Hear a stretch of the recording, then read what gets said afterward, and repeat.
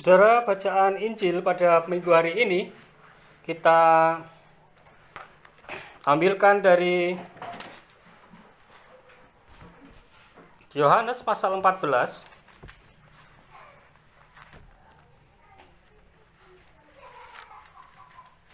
Yohanes pasal 14 ayat yang pertama sampai yang ke-14. Yohanes pasal 14 ayat pertama sampai yang ke-14, demikian firman Tuhan. Janganlah gelisah hatimu, percayalah kepada Allah, percayalah juga kepadaku. Di rumah Bapakku banyak tempat tinggal, jika tidak demikian tentu aku mengatakannya kepadamu. Sebab apa? Aku pergi ke situ untuk menyediakan tempat bagimu. Dan apabila aku telah pergi ke situ dan telah menyediakan tempat bagimu, aku akan datang kembali dan membawa kamu ke tempatku, supaya di tempat di mana aku berada, kamu pun berada. Dan kemana aku pergi, kamu tahu jalan ke situ. Kata Thomas kepadanya, Tuhan, kami tidak tahu kemana engkau pergi. Jadi bagaimana kami tahu jalan ke situ? Kata Yesus kepadanya, akulah jalan dan kebenaran dan hidup. Tidak ada seorang pun yang datang kepada Bapa kalau tidak melalui aku. Sekiranya kamu mengenal aku, pasti kamu juga mengenal Bapakku. Sekarang ini kamu mengenal dia dan kamu telah melihat dia. Kata Filipus kepadanya, Tuhan, tunjukkanlah Bapa itu kepada kami. Itu sudah cukup bagi kami. Dan kata Yesus kepadanya, telah sekian lama aku bersama-sama kamu, Filipus, namun engkau tidak mengenal aku. Barang siapa telah melihat aku, ia telah melihat Bapa. Bagaimana engkau berkata, tunjukkanlah Bapa itu kepada kami? Tidak percayakah engkau bahwa aku di dalam Bapa dan Bapa di dalam aku? Apa yang aku katakan kepadamu, tidak aku katakan dari diriku sendiri, tetapi Bapa yang diam di dalam aku, dialah yang melakukan pekerjaannya. Percayalah kepadaku bahwa aku di dalam Bapa dan Bapa di dalam aku, atau setidak-tidaknya percayalah karena pekerjaan-pekerjaan itu sendiri. Aku berkata kepadamu, sesungguhnya barang siapa percaya kepadaku, ia akan melakukan juga pekerjaan-pekerjaan yang aku lakukan, bahkan pekerjaan-pekerjaan yang lebih besar daripada itu, sebab aku pergi kepada Bapa. Dan apa juga yang kamu minta dalam namaku, aku akan melakukan, supaya Bapa dipermuliakan dalam Anak. Jika kamu meminta sesuatu kepadaku dalam namaku, aku akan melakukannya. Demikianlah Injil Yesus Kristus. Yang berbahagialah mereka yang mendengar firman Tuhan, yang memeliharanya. Haleluya. Haleluya.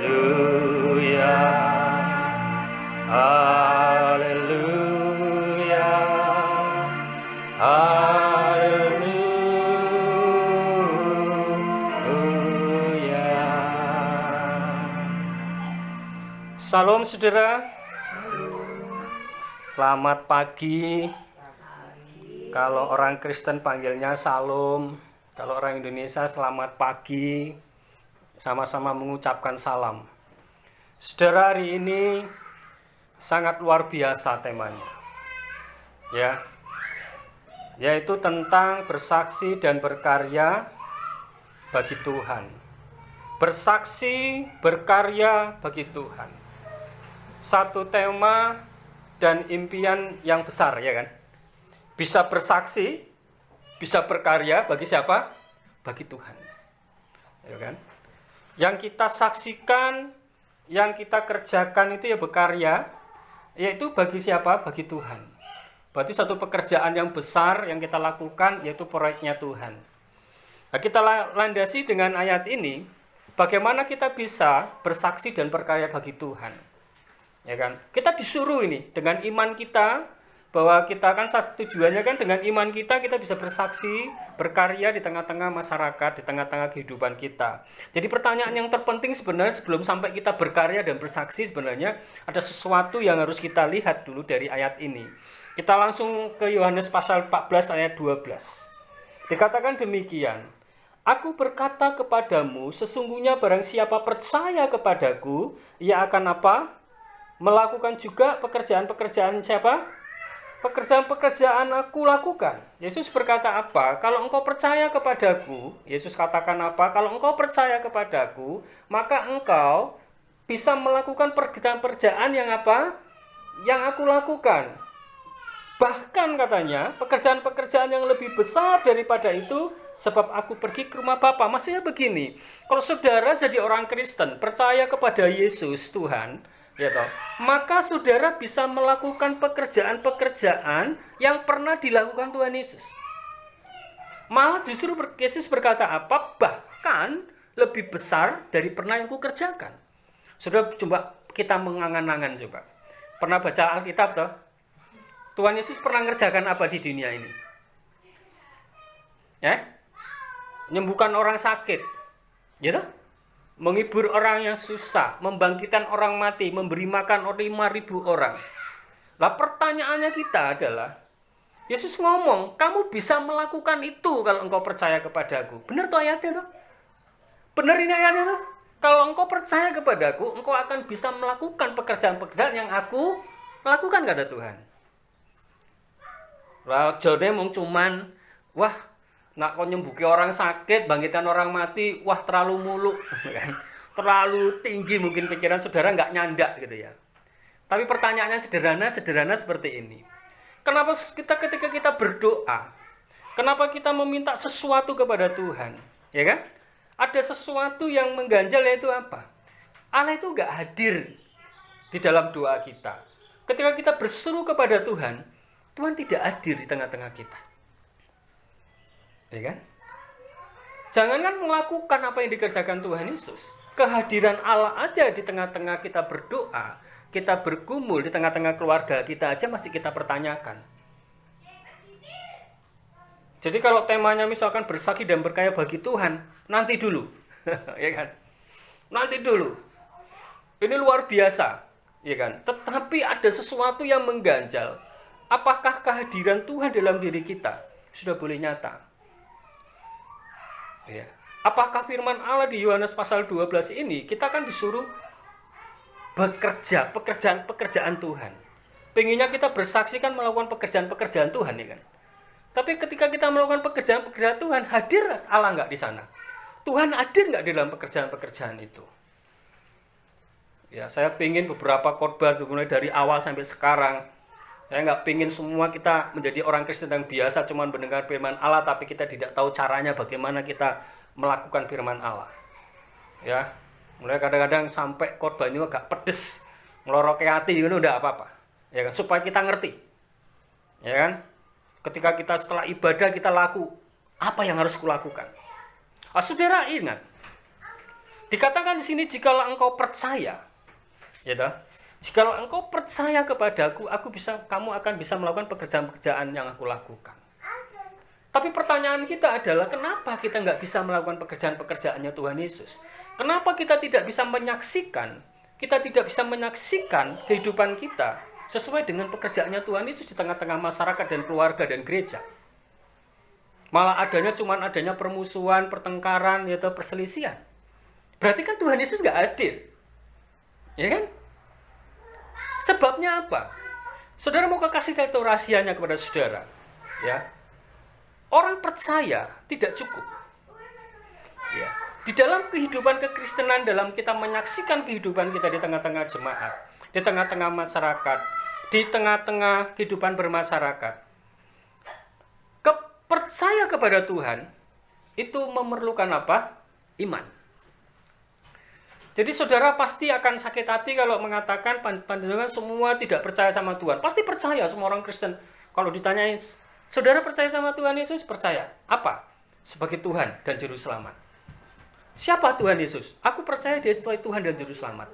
Tetapi persoalan yang terjadi adalah saudara tidak cukup imannya untuk melibatkan Tuhan di dalam kehidupan sehari-hari. Ini persoalannya. Percaya saja kepada Tuhan itu baik, tetapi tidak akan menjadikan ya sesuatu terjadi dalam hidup kita kalau cuma percaya saja. Kita tidak akan bisa menjadi bersaksi dengan baik kalau kita cuma percaya saja kepada Tuhan tanpa kita punya iman. Ya. percaya itu butuh iman. Padahal iman itu butuh apa? Butuh bukti kan? Iman tanpa perbuatan mati. Lah saudara percaya sama Tuhan, tapi buktinya mana? Tuhan katakan kalau engkau percaya, ya kan? Kau bisa melakukan pekerjaan-pekerjaan yang pernah aku lakukan. Tapi pertanyaan kita adalah, lah aku kok wis ndonga dalam nama Tuhan Yesus, aku percaya sama Tuhan Yesus, kenapa dalam kehidupanku apa yang dikerjakan Tuhan Yesus itu tidak bekerja dalam diriku? Aku tidak bisa melakukan pekerjaan yang Tuhan Yesus lakukan. Kesalahannya ada di mana? Saya beritahu saudara pagi hari ini. Kesalahannya apa? Saudara dengan saya, imannya masih kurang. Kan butuh iman. Kenapa saya katakan masih kurang imannya? Karena saudara pasti punya iman. Iman yang mana yang aku miliki? Iman yang mana saudara miliki? Saya mau bertanya pada saudara. Saudara percaya kemarin kalau pagi ini bangun? Pasti saudara punya angan-angan, aku isu ibadah jam 09.00. Aku jam 7 iki ibu gue tangi melu ibadah di jam 7 gitu Mas Bagus. Kan iman, yakin. Ya toh? Betul toh? Ada iman. Saudara punya keyakinan nanti sore, ya toh, joga malam ronda, punya iman. Ya kan, ketika itu terjadi kenapa? Karena kita punya iman. Tapi iman kita kenapa tidak bisa menyaksikan apa yang dikerjakan Tuhan luar biasa dalam hidup kita? Kita kan kalau cuman seperti itu kan orang lain juga ya sama aja toh. Mereka juga bangun pagi. Orang nggak percaya sama Tuhan Yesus, mereka juga bangun pagi. Orang yang tidak percaya sama Tuhan Yesus, mereka juga ronda. Pertama saja. Tapi Tuhan ingin kita melakukan suatu pekerjaan yang benar-benar seperti yang Yesus lakukan. Jadi orang Kristen yang nggak biasa gitu. Kita menjadi terang dan garam, kita bisa di mana kita berada, orang itu diberkati. Letaknya di mana? Karena saudara dan saya masih kurang imannya. Karena percaya itu butuh apa? Iman. Dan iman itu perlu apa? Bukti. Nah ini, oke, udah tahu ya garis bawahnya. Kenapa kok kuasa Tuhan itu nggak ada sama saya? Nah, saudara, tak pancing dengan ayat yang paling terakhir, ayat 14. Jika kamu meminta sesuatu kepadaku dalam nama apa? Namaku. Apa? Aku akan melakukannya. Apa saudara pernah berdoa atas nama Bang Edo? Gak pernah tuh. Pasti dalam nama Tuhan Yesus. Tapi saudara pernah pikir, lah kok gak terjadi apa yang Kak doake? Padahal aku sudah berdoa dalam nama Tuhan Yesus. Ayatnya jelas. Kalau kamu berdoa atas namaku, pasti kamu akan menerima. Tapi kenapa kita gak menerima? Apa yang salah di sana? Saya sudah percaya, saya sudah berdoa dalam nama Tuhan Yesus. Kok masih belum terjawab? Persoalannya adalah apa? Percaya itu butuh apa? Iman. Iman itu butuh apa? Bukti. Lalu kenapa itu terjadi dalam diri kita? Saudara lihat ayat Yohanes. Kita lari ke Petrus ya, yang sudah dibacakan tadi. Iya. Karena kita baca leksionarinya banyak, maka kita akan pakai itu semua. Kita coba. 1 Petrus tadi kita lihat apa yang dikatakan di sana. 1 Petrus pasal 2. Ya. 1 Petrus pasal 2 ayat yang pertama. Saya lihat di sana. Saya akan di ayat 4 dan 5 dulu. Ya. Ayat 4 dan 5. 1 Petrus pasal 2 ayat 4 dan 5. Dan datanglah kepadanya batu yang hidup itu. Siapa batu hidup itu? Tuhan Yesus. Ya. Tetapi ketika dia datang, dibuang oleh manusia. Ketika dia datang ke dunia, orang-orang Israel yang datang, ketika dia datang kepada bangsanya, kepada umat pilihannya, justru dia dibuang. Ya kan? Tetapi yang dipilih dan dihormati di hadirat Allah. Ayat 5. Dan biarlah apa? Kamu juga dipergunakan sebagai apa? Batu hidup. Di atas ayat 4 tadi dikatakan Yesus adalah batu yang hidup. Oke? Supaya apa? Untuk membangun suatu rumah yang rohani bagi semua imamat yang kudus dan seterusnya. Dalam artian apa, saudara? Ini satu contoh bagaimana saudara dengan saya diminta Tuhan untuk menjadi bersaksi dengan kesaksian kita di tengah-tengah masyarakat, di tengah-tengah keluarga, di tengah-tengah jemaat, untuk kita menjadi apa? Batu hidup. Batu yang hidup. Untuk membangun apa? Rumah yang rohani. Kenapa dikatakan batu hidup? Saudara ingat bangunan? Itu perlu batu. Untuk rumah itu dibangun dari batu toh? Batu ditata untuk menjadi satu rumah. Lah, saudara bisa bayangkan. Ya. Kenapa kita tidak bisa membangun rumah rohani kita? Kita tidak bisa menjadi kesaksian hidup kita. Kenapa kita sudah percaya tapi tidak bisa bekerja kepercayaan kita? Bagaimana kita bisa membangun keluarga, jemaat, ya toh, di dalam kehidupan kita?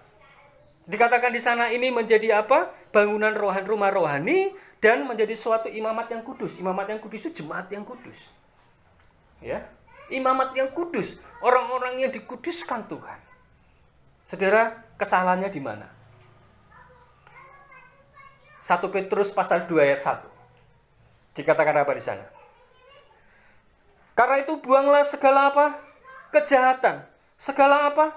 Tipu muslihat. Dan segala apa? Macam kemunafikan. Segala apa? Kedengkian. Dan segala apa? Fitnah. Saudara, kenapa kuasa Tuhan tidak bekerja dalam hidup kita?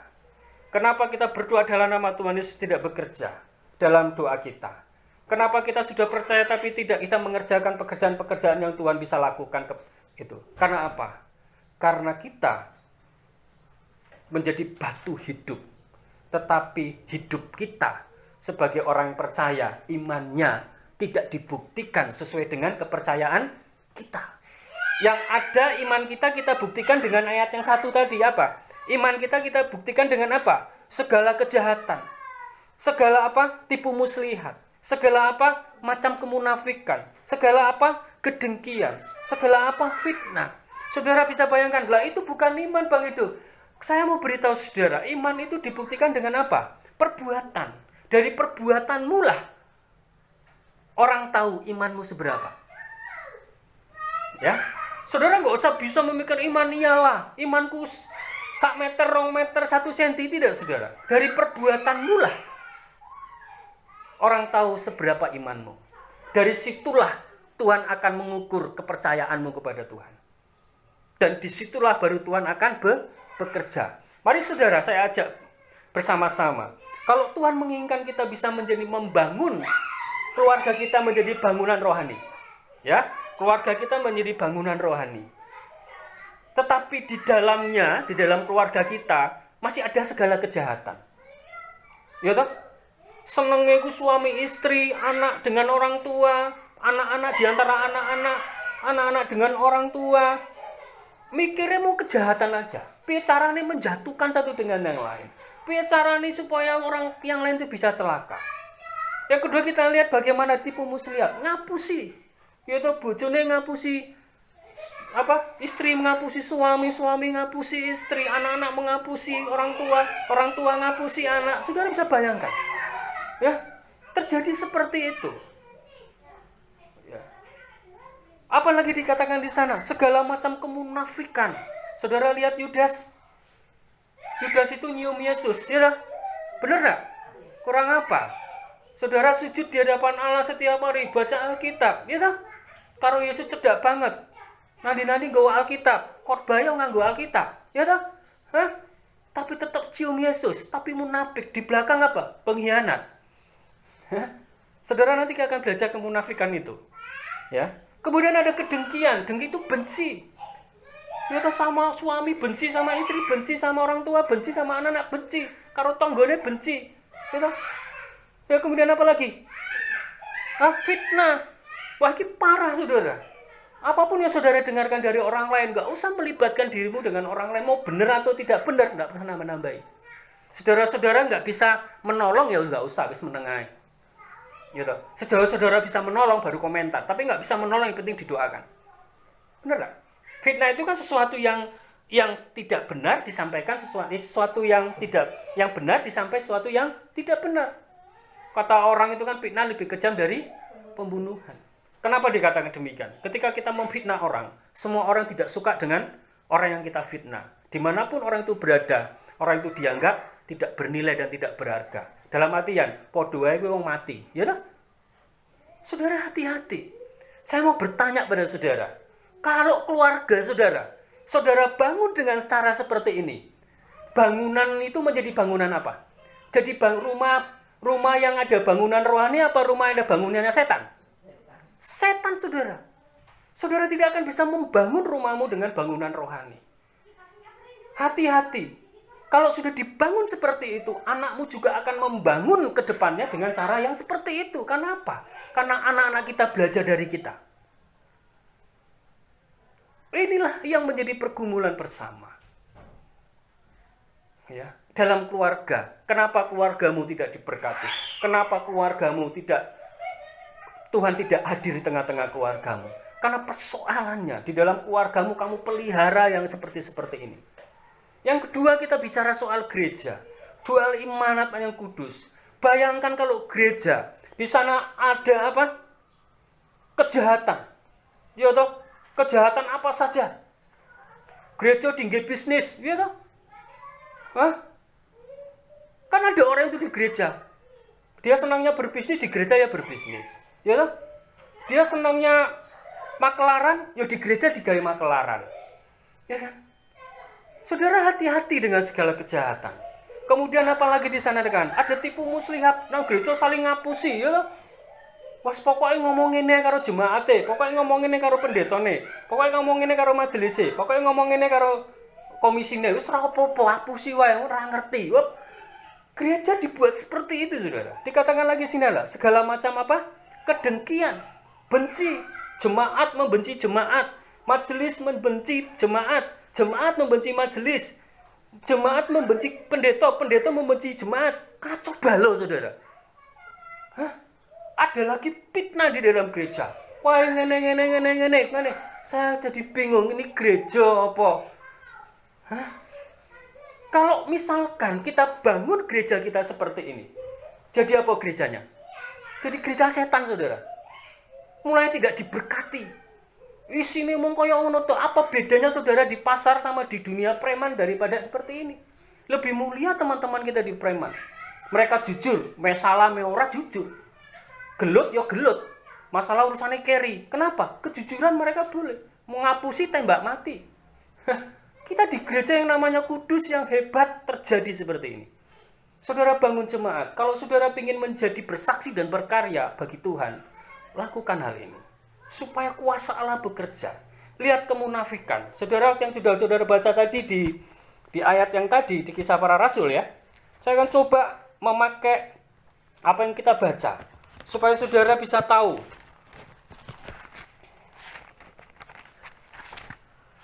Kisah Para Rasul ya. Menarik sekali. Kisah Para Rasul ayat 50, Kisah Para Rasul 7 ayat 54 saya katakan, 54. Ketika anggota-anggota mahkamah agama itu, ketika anggota-anggota mahkamah agama, ini mahkamah agama loh ya. Ya, bukan mahkamah agung, bukan mahkamah sipil, tapi mahkamah agama. Wah, ngedeni lagi agama. Ya kan? Udah hebat ini. Ya, itu mendengar semua itu, mendengar apa? Perkataannya Stefanus ya. Lalu apa? Sangat tertusuk hatinya. Ya kan? Hatinya tertusuk. Loro hati jenenge. Nak loro hati sik mending. Iki masih loro hati, mbahe loro hati, tertusuk hatinya. Bisa bayangkan, tertusuk. Wah. Kenapa terjadi seperti itu? Di ayat 53, saudara. Kenapa mereka menjadi tertusuk hatinya? Ayat 53 dikatakan apa? Kamu telah menerima apa? Stefanus ngomong kepada mahkamah agama, orang-orang di mahkamah agama yang menduduki mahkamah. Kamu telah menerima hukum Taurat yang disampaikan oleh malaikat-malaikatnya, tetapi apa? Kamu tidak menurutinya, munafik lagi. Ya, hati-hati di dalam kehidupan kita. Kemunafikan di dalam rumah tangga. Ya, kita sebagai orang tua bagaimana tidak munafik? Kalau melarang anaknya jangan mencuri, ya kita jangan mencuri. Ya, kan orang kayak gitu kan munafik. Ketika kita nyuruh anak yang baik, tapi kita melakukan yang tidak baik, munafik, saudara. Sama dalam kehidupan kerohanian gereja. Ya toh? Kita yang berkhotbah A, B, C, D, F, hal yang baik menurut firman Allah, kita sendiri yang melanggar, munafik bukan? Kemunafikan terjadi. Kenapa Stefanus keras sekali? Termasuk Tuhan Yesus keras terhadap para mahkamah agama dan orang Farisi dan orang Saduki. Karena Yesus sampai ngomong kepada mereka, kamu adalah seperti kuburan yang putih. Ngerti tidak? Ketoke nang ngarep api, dikejeng api-api, ya sampai kudanan, ya sampai sedina-sedina dilanjutno sesuk-isuk. Piye carane men apik? Tapi nang jero sakjane apa? Nang jero sarian kuburan iku apa? Tengkorak tok, ngedeni. Iya ta? Gila nih. Yesus sampai ngomong kepada orang-orang Farisi, kamu adalah seperti kuburan yang putih, tetapi dalammu sakbane bosok, berbau busuk. Saudara, kenapa sampai Stefanus ngomong seperti ini? Kemunafikan terjadi. Ya, buat aturan orang-orang mahkamah agama, buat aturan bukan untuk mereka, tapi untuk jemaat. Ya, bisa bayangkan aturan hanya dibuat hanya untuk orang lain, tapi dia sendiri melanggar aturan. Munafik nggak itu? Munafik. Ya kan? Orang-orang munafik seperti ini. Segala sesuatu yang dikerjakan di dalam melayani Tuhan hanya untuk mencari kemuliaan namanya, supaya namanya terkenal, supaya orang hormat sama dia. Munafik nggak ini? Munafik. Padahal diajarkan Tuhan apa? Hendaklah kamu rendah hati.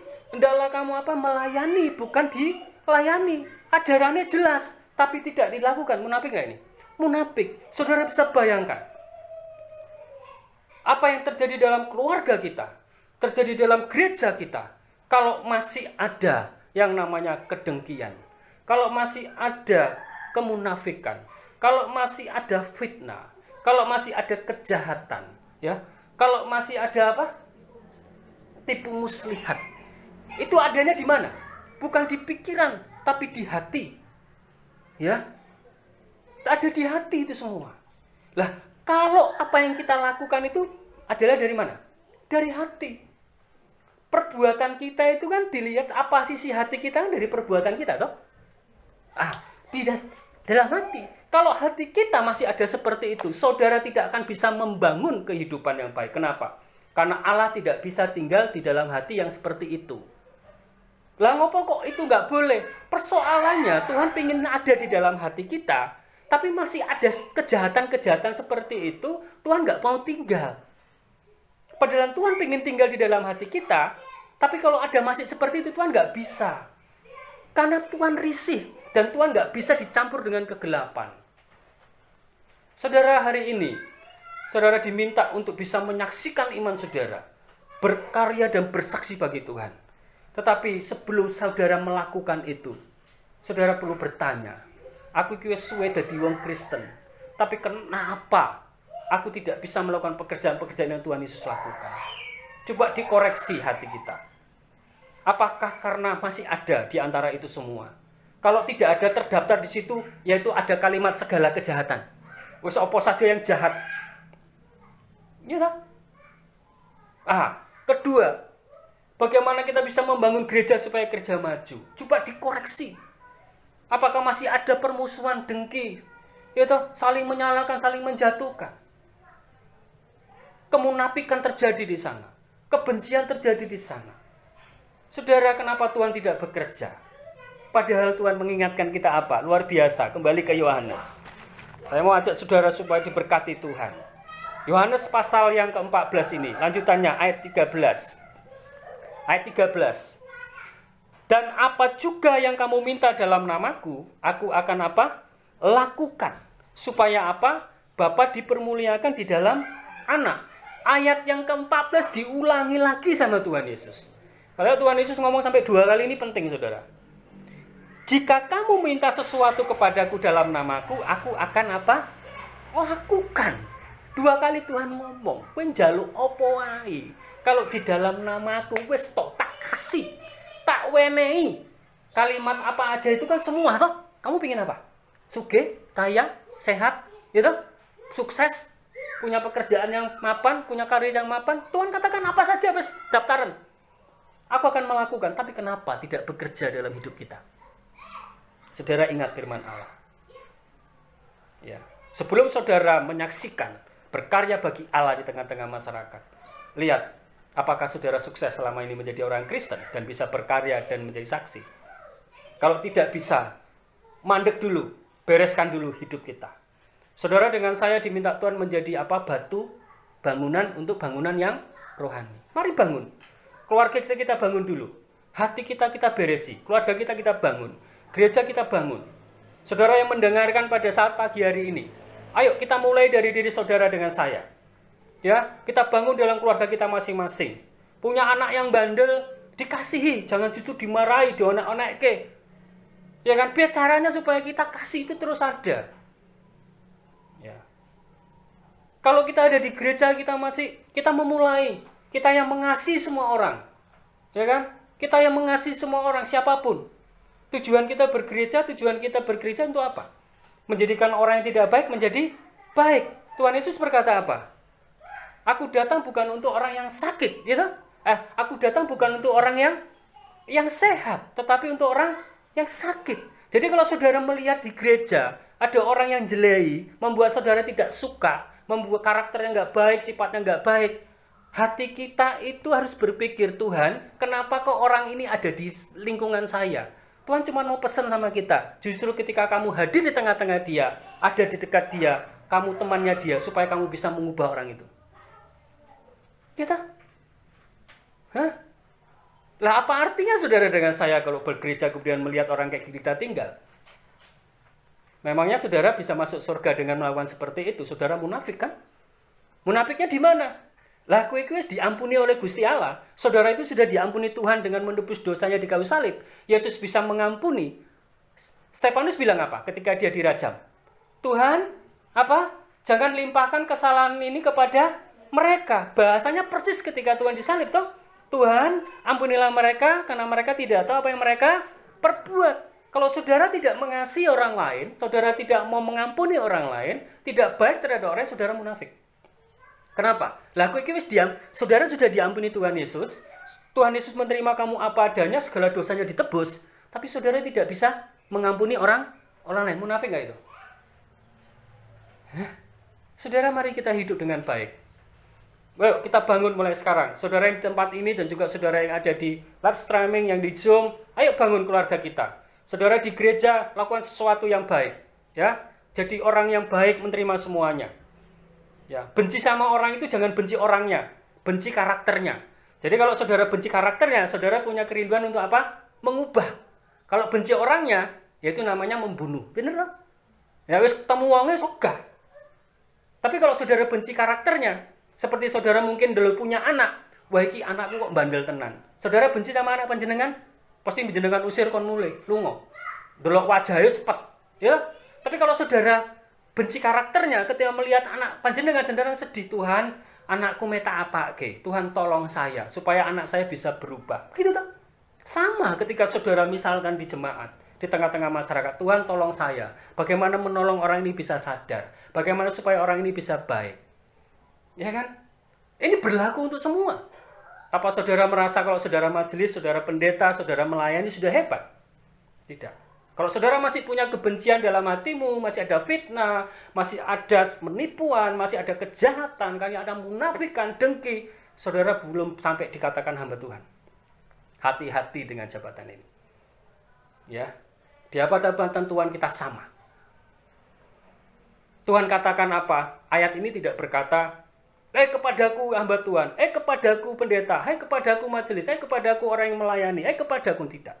Jikalau engkau percaya kepadaku, berarti untuk siapa? Semua orang percaya. Saudara, mari ayo kita bangun. Ya, bangun dulu dalam hati kita. Ayo kita sadari, aku ini adalah batu untuk membangun bangunan rohani. Di mana saya berada di tengah-tengah keluarga. Yuk, caranya generasiku itu ke depannya.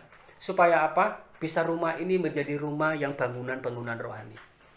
Ketika kita masuk pelayanan kita, di komisi apapun, kita gimana caranya pelayanan saya bisa menjadi bangunan rohani. Caranya gimana? Ya tadi itu. Bereskan semua. Segala sesuatu yang jahat. Ya, kalau tidak, sampai kapanpun, saudara tidak akan bisa menjadi kesaksian yang baik. Ya, sampai kapanpun. Ya. Tuhan Yesus memberkati, tetap semangat di dalam Tuhan. Lakukan firman Allah yang saudara dengarkan hari ini, mulai hari ini sampai minggu ke depan. Karena minggu depan ada berkat lagi. Ada firman Allah yang baru lagi. Lakukan. Saudara akan diperbarui oleh Tuhan. Karena siapa yang bisa membersihkan hati kita selain tidak firman Tuhan. Tuhan Yesus memberkati. Amin.